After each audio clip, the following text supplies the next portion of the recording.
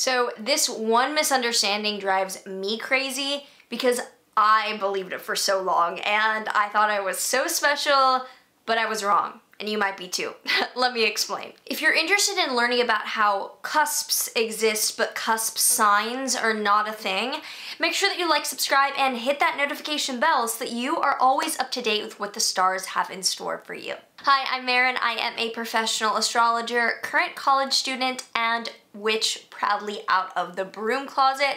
I combine traditional Hellenistic astrology techniques with modern psychological counseling dynamics in order to provide grounded spiritual guidance. Before we get started, this video is brought to you by BetterHelp. BetterHelp is an online counseling service which includes licensed therapists who are backed by their state's board to provide therapy and counseling. You can receive this counseling through your device, your phone, your tablet, or your computer, or even over text. And as soon as you do sign up, you can find a counselor in under 24 hours. BetterHelp holds weekly group in our sessions where groups can talk and speak and heal with one another on topics pertinent to what they're going through. BetterHelp is available worldwide, but it is not a crisis hotline. That information is down below if you're looking for that instead. To sign up for BetterHelp, you can head straight to their website and go through their really easy to follow process of signing up to receive the services that you need and connecting exactly with the counselors that suit you.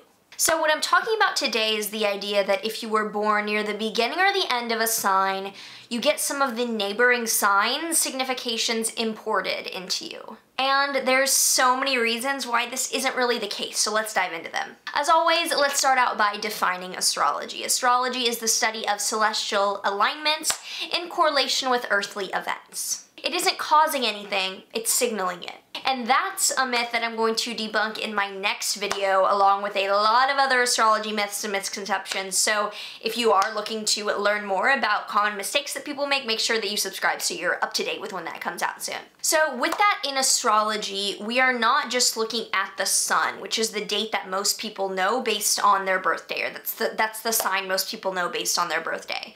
We're looking at an entire natal chart. In astrology, there's various kinds of charts, but every chart is the inception of a promise to be carried forward. When that's of a human life, it's called a natal chart. And honestly, the predominance of natal astrology as the major type of astrology practice is a pretty new phenomenon.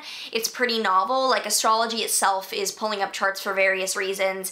Each chart is a promise, and it just so happens that right now it's popular to look at it in a personal way. So in these charts, we see how planets are either in one sign or in the other sign. There is no gradient, no blending, and no mixing around cusps. All a cusp is a description of being at the beginning or the ending of a sign. It is a quantitative or a numerical term to describe being near those beginning or end numbers, not a qualitative one. Some people may be even calling themselves a cusp because they're not sure which sign they are if they're born near the beginning or end date of a sign, because some years this varies day to day. This is why it's important to pull up your exact birth chart, because there's no way for you to be both signs, as in your sun sign. Your sun sign is one of many signs, which I'm going to explain in a second, but each planet cannot be in more than one sign. If your sun is in Virgo, even at 1 degree of Virgo,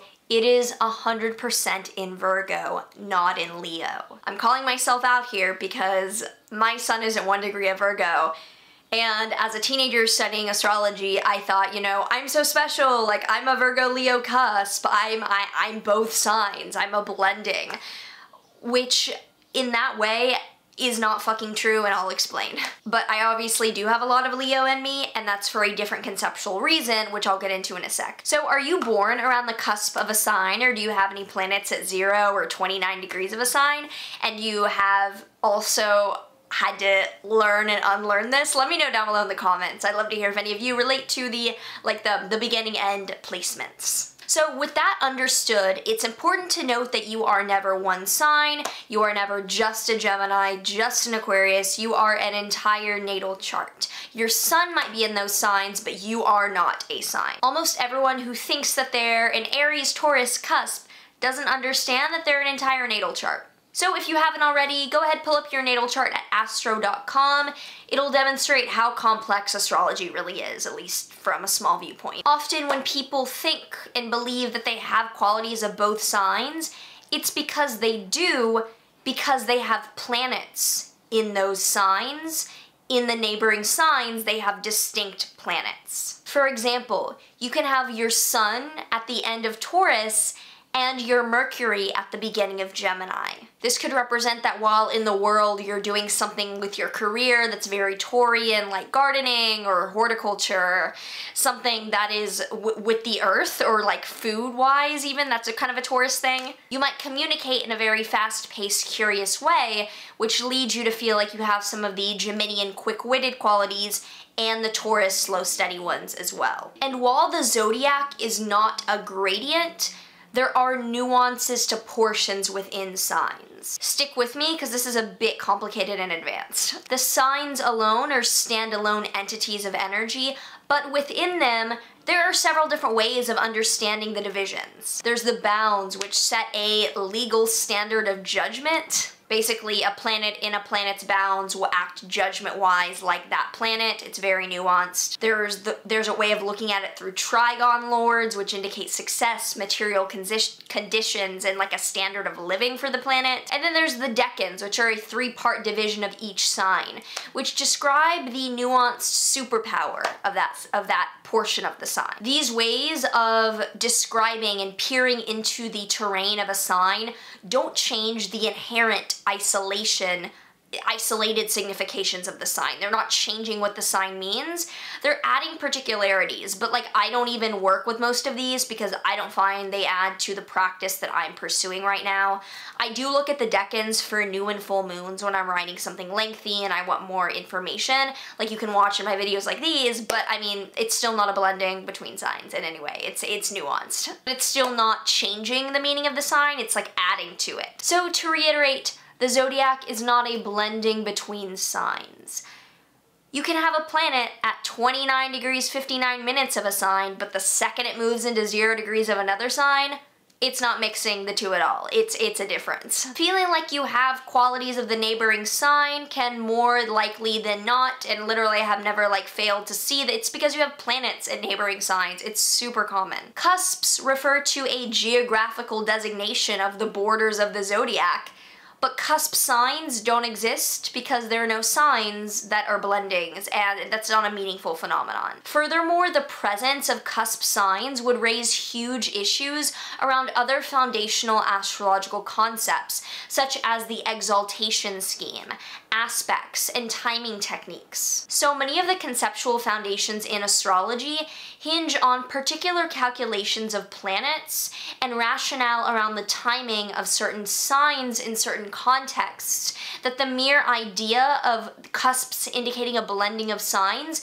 goes against thousands of years of valid techniques which strongly go against that notion.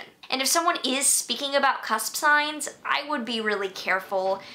I've never encountered a well-read, well-practicing astrologer who touches or like advocates for cusp signs. Not saying that they don't exist, but it would be really difficult to be experienced in the field, in my opinion, and not have these concepts really ingrained in your repertoire, which disqualify this from even being something that you would like arise from. I think it's just a misunderstanding, along with popularity giving rise to some conflations, which is okay, and we can resolve them. So if someone is teaching them, just be careful and maybe direct them to this video or explain how the phenomenon that they are experiencing is demonstrated by the complexity of astrology, not the gradient of the zodiac that is not present. You're not just a sun sign, so you don't have to convince yourself that you're special because you're a cusp. You can see that we're all special because we all have a complex natal chart, which maybe makes none of us special, but I mean, however you interpret that. So if you enjoyed this and you would like to check out my private readings, all the info's down below. I would love to read for you. As well, check out BetterHelp if you are looking for that kind of service and stability in your life. Otherwise, make sure that you like, subscribe, and comment down below any thoughts you have, any experiences you have, if you have any planets near a cusp like me. Curious to hear your experiences, comments, and thoughts, so let me know. Otherwise, sending so much love, and I will see you in the next one. There is one thing you're all forgetting.